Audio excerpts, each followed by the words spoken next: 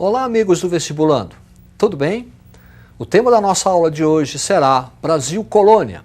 Vamos identificar as principais instituições e as principais atividades econômicas do período colonial. Preste atenção nesta gravura. A gravura retrata aspectos da vida cotidiana durante o período colonial. Período colonial que está subdividido em pré-colonial e colonial. Pré-colonial, 1500, 1530, caracterizado pela atividade da extração do pau-brasil e o regime de feitorias. Observe este mapa. O mapa assinala em pontos amarelos as principais feitorias portuguesas aqui no Brasil para a extração do pau-brasil.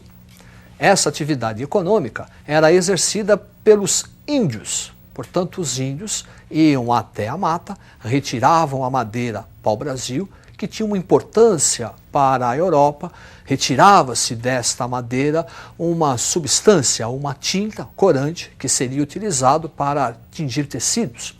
E feitoria é um entreposto comercial.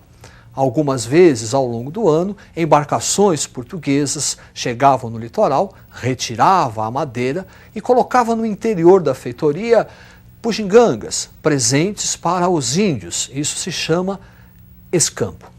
A partir de 1530, com a chamada expedição de Martim Afonso de Souza, inicia-se o período colonial.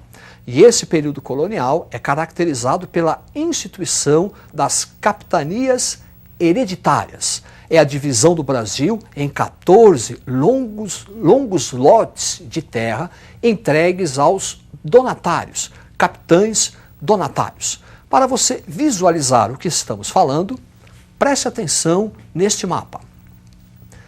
Aí estão as 14 capitanias hereditárias, faixas territoriais, que seriam administradas pelos capitães donatários.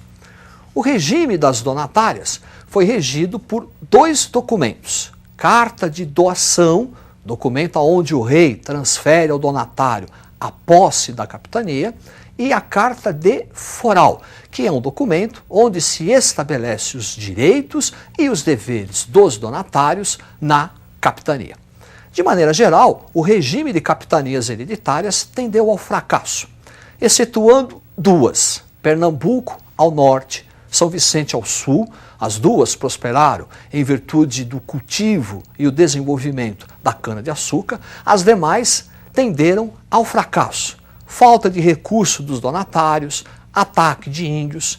Para que o sistema de colonização e povoamento da terra não fosse atrapalhado, o Estado português vai criar o governo geral.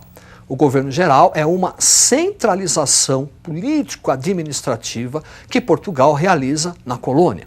O primeiro governador geral, Tomé de Souza, que vai fundar a primeira cidade e primeira capital do Brasil, a cidade de Salvador.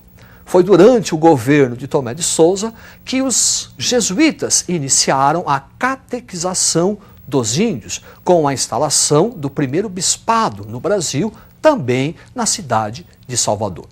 Duarte da Costa, nosso segundo governador-geral, o seu governo teve uma série de complicações, atrito dos colonos com os índios e a invasão francesa no Rio de Janeiro. O terceiro governador-geral, Mendes Sá. Com Mendes Sá, houve a expulsão dos franceses e a fundação daquela que será a segunda cidade e também segunda capital do Brasil, a cidade de São Sebastião, do Rio de Janeiro. Para reforçar o que estamos falando, preste atenção neste quadro. Administração colonial, as capitanias hereditárias, o governo geral e as câmaras municipais. As câmaras municipais refletem o chamado poder local. É onde os grandes proprietários de terra decidiam, tomavam as principais decisões políticas. Aumento de salário, cunhagem de moeda, aumento ou não dos impostos. Eram representados pelos chamados homens bons. Quer dizer, para ser vereador, que era em número de 3, tem que ser grande proprietário de terra e escravocrata. Para ser juiz, também tem que ser um grande proprietário de terra e escravocrata. Isso era chamado de homens bons. Ao longo do período colonial, nós vamos ter uma série de conflitos entre a Câmara Municipal, que lutava pelos interesses locais do colono, e as instituições metropolitanas, o governo geral, o Conselho Ultramarino, que representava as decisões do Estado metropolitano. Sobre a atividade econômica, o primeiro grande produto vai ser a cana-de-açúcar, o mundo do açúcar, desenvolvido a partir da plantation, o latifúndio, monocultor, escravocrata. Nesse mundo do açúcar, vamos destacar o enorme papel dos holandeses, responsáveis pelo financiamento para a montagem do engenho colonial, também responsáveis pelo transporte do açúcar para a Europa, refino desse açúcar e depois a distribuição do açúcar refinado por toda a Europa. Preste atenção nesta gravura.